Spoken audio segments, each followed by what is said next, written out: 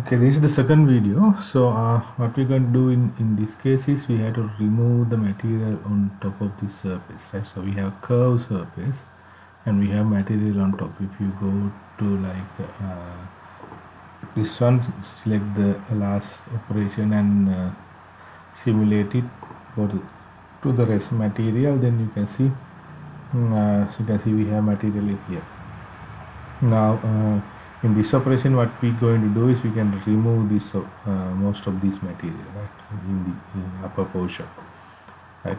For that one, because since we have a curved surface, for this kind of operation we have high speed roughening operation, right. Go to operation and milling operation, we have 3D high speed roughening.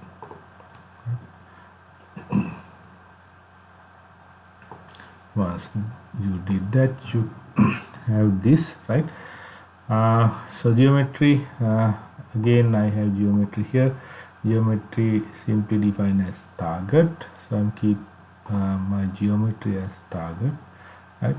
I'm not going to change this one, and then I can select the tool, right.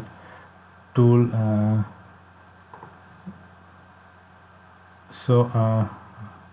I already had 20 millimeter end mill, right, for the previous operation. We can use the same tool in this case, right, because this is the roughening operation, right. That means you don't get you are normally not doing machining to the required phase, right, required phase, but we're going to keep some material. Later on we can use a ball mill to finish up the operation. Therefore I am using a 20 millimeter end mill. Data, we can keep data as it is. Then we have to go to constraint boundary. So this is where we're going to limit limit our operation, right. So there are two options: create automatically and create manually. I would say like create automatically for this case. Then option is auto created box of target geometry. I will change this one to auto created box of stock model, right. You can see how this picture changes, right. You can get an idea, right. Then boundary, again we have another option. So it is now centered. If you go click this one, so this how our boundary is, right. So you can see that purple color box. So this is our boundary. That means the tool will not pass this boundary basically, right. So I can give you external, internal, right. That means this one is external. It will go beyond. Maybe to show, right. So the tool will go beyond that boundary, right. Okay. Then internal means show. So this is the internal. It will be on that. The path will be on here, right. Likewise, right. So we don't need this one, right. So we can say go external, right. Go external. If you want to offset that value, you can give it offset value. Let us see, go show this where the boundary is, right. Then okay, offset this value by 10. Let's say 20. Yeah, see. So you can see it is enlarged, right. Likewise you have several options, right. And just say okay, 0 here, right. And if you are creating manually, you have to define, right. So this is create automatically. If you want to create manually, you can define a boundary for this one, right? So then we can go to passes, right. Then again we have something called wall offset, flow offset, right, tolerance, right, and step down, right. Then we can maybe keep these default values. Maybe we can increase the tolerance a little bit. 3. Step down, we can insert step down to 2 millimeters, right. Step down type constant and flat, right. Later on you can change these two options and see what happened, right? Then so the smoothing option, you keep this one as default. then limit. So this is where we limit of our operation. That means we are limiting by the Z level, right? Now in this case, constraint boundaries means we are limiting the tool path in XY direction. Passes means we are limiting in here, limiting by Z direction, right? So Z stop top. So we can start from this point, right? 0 point. Then set bottom up to this level, right? Let's say maybe we can say 30 minus 13 here, right? So, right? Then we have step down option. How we can do the step down? Edit passes. We have more options here. We can keep those as default. Then we can go to link. Maybe we can later on change these things and see what happen. So we can keep the default setting as it is and calculate it, and then so normally this will take some time to calculate, right?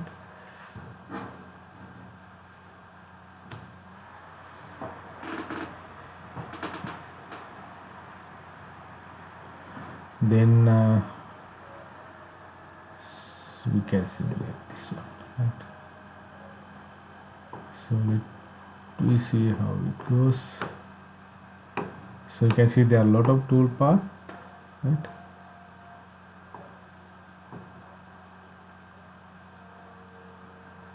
Okay.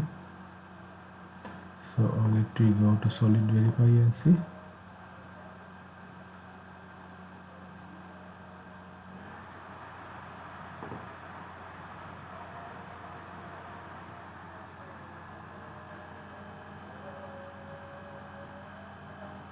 Okay. Now so this it actually removes the material in these areas but not in these areas, right? Because we already done a profiling operation. If you don't have the profile operation, it will remove the material here as well, right? You can see we have, and exit this one, we have a lot of tool path around it, right? Even here we don't need those things, right?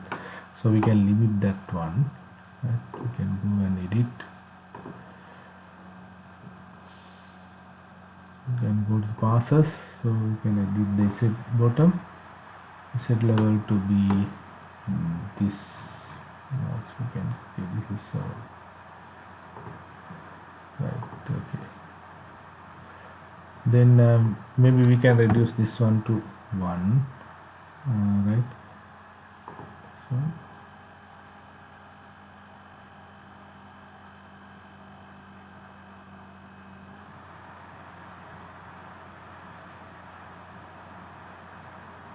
we'll edit.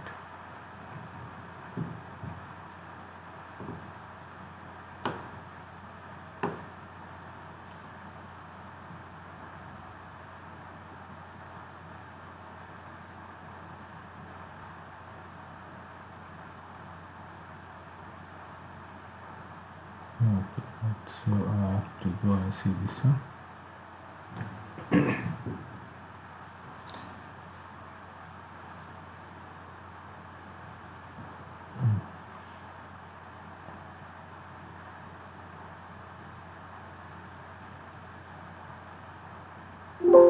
So look on the rest material. So you can see that is this material, right? So we have more material in here, right?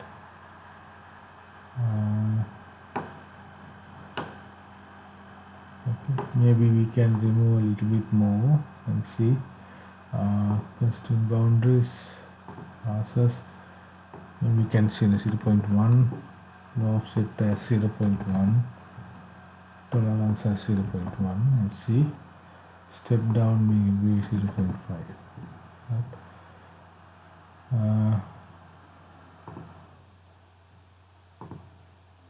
And we change this one as well as step over type. Then untick the smoothing and see what happened. Right?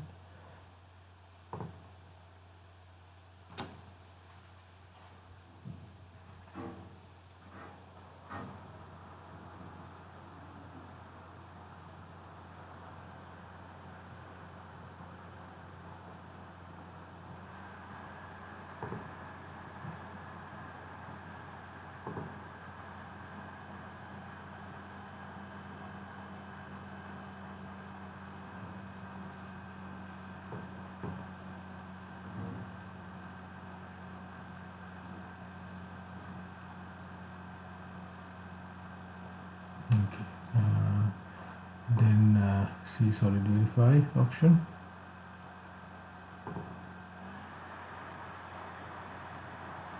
So you can see it much neat now, right? So likewise you can play around the options, right? Play around the option and see what happens, right? If you check the rest material, okay, this is how it looks, right?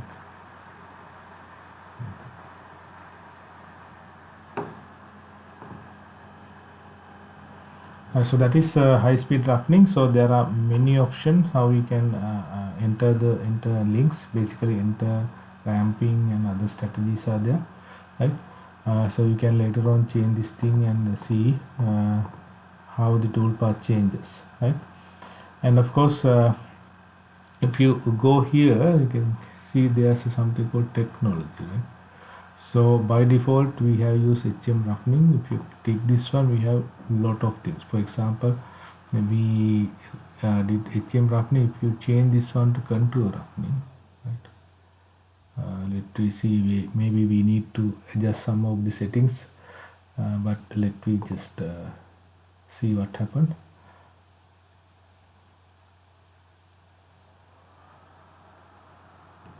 Right.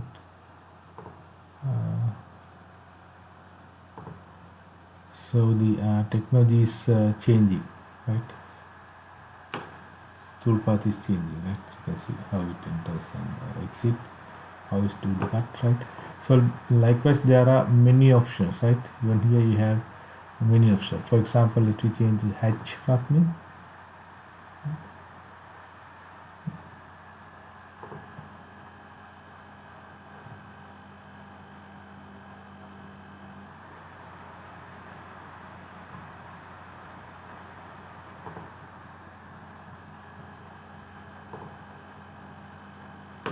So how the tool is going to change, right? So you don't see much of a difference, but actually it is changing, right? The way how things are going, right? Likewise, there are several options. You can change it according to these things, right? And see how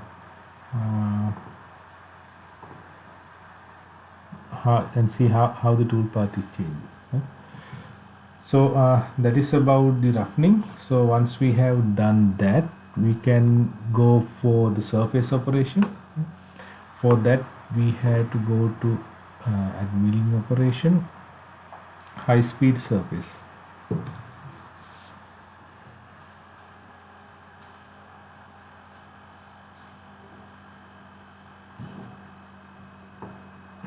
Right, so this high speed surface, and you can see likewise technology we have many options, right? We have many options.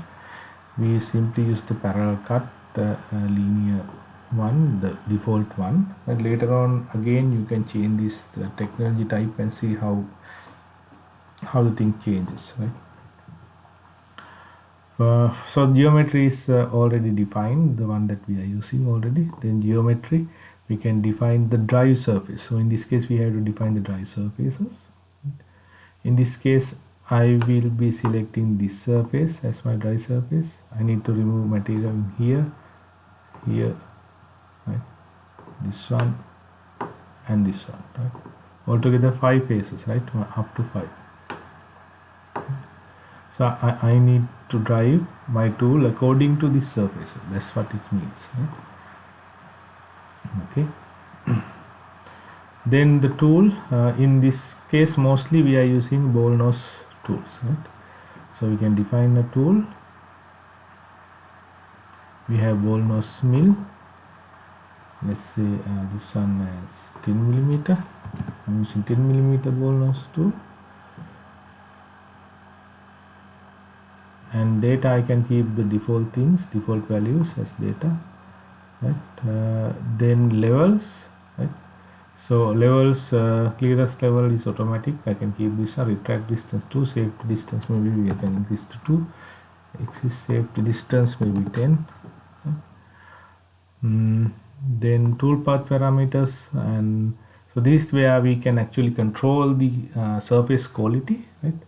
So we can say this tolerance cut tolerance up to this one, 0.01. Then step over option, either you can control the step over, it will automatically, if you change this one, it will automatically change the collapse, right?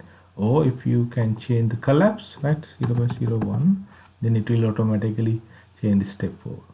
So what is collapse? You can see this is the collapse, how much the material will be removed after stepping over the tool, right? Then step over means how much you're going to offset the tool, right? Likewise, there are options. Maybe we can so decrease in this collapse will increase the number of tool passes, right? Let me 0.001, right? This is not possible, 0.1, right? Keep that value. Then we keep the other settings default. Tool control, we can keep this one as default. Then links and other things, we will keep this one the default value and see what happened, right?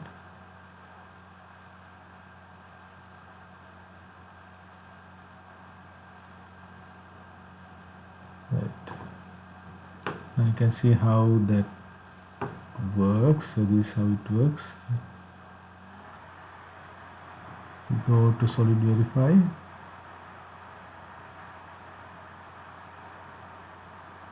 So this how it looked like. Then we run it.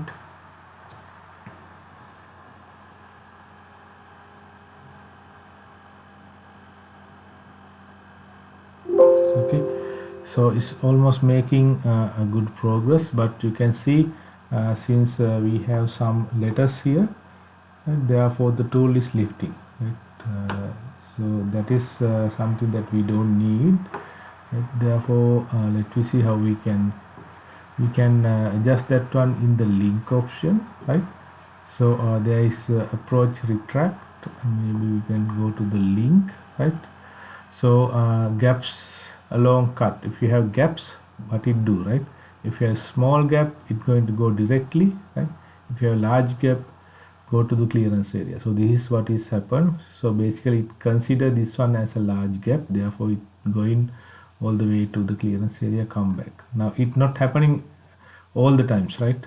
For example, now in here it goes direct, you can see this direct, but in here it's going up and come down because this one considers as small gap, this one as large gap, right? So what we can do is we can simply say increase the gap size, right? Small gap size, we can define the small gap size as percentage of the tool diameter. For example, let's say this is 60, right? Then if we can calculate, you can see, now you can see the number of passes reduce, but still are there. Again, what we can do, either you can increase this one to 80% or so, and see, now it's okay, right? Now it's okay. Or you can say this one, instead of doing this one, you can say go direct, right? So that's depend how your setup is, right? Simply say direct, it will pass to direct, right? Smooth. So let me go and see solid verify.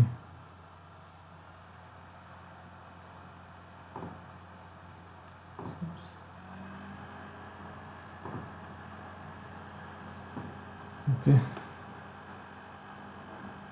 right.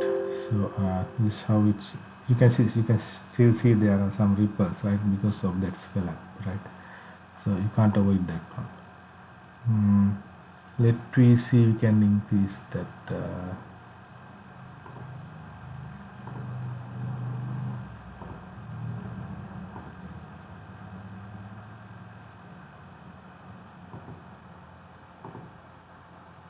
surface quality, right?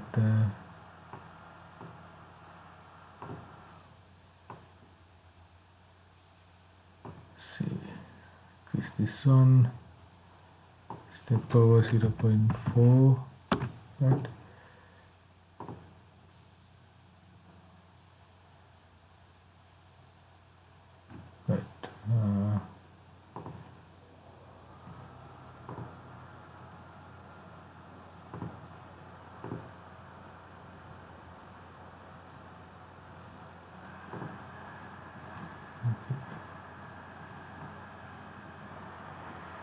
Now you can see it's getting much finer surface, right? Likewise, you can increase the surface quality also. Let me see this material, right? Now you can see it's much more improved, right? Just you have red lines because of course we can't remove the material. The sculpture is still there, but you can see we have gray lines also, right? Yeah, and of course if you need a very smooth operation, very smooth surface, later on you have to do buffing operation and polishing operation. Even after doing the CNC machining, you have to do buffing and sanding operations, right? Okay.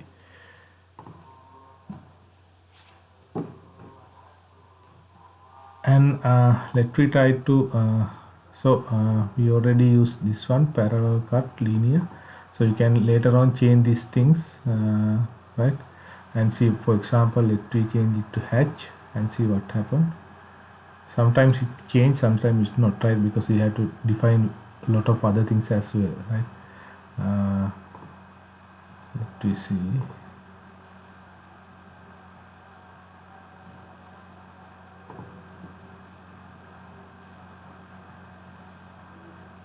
So now it is changes, right? You can see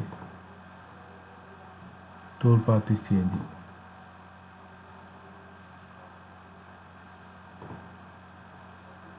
right?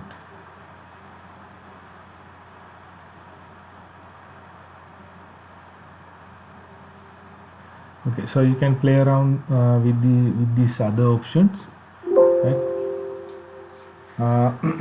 And see how the tool path changes, right, accordingly. Right. So far we have done roughening and surfacing, right? So the next thing is we have to engrave these letters, right? Engrave these letters, and then after we have material in the back side, we have to remove those material as well, right? So I will create another video for that one. So we let me stop from here.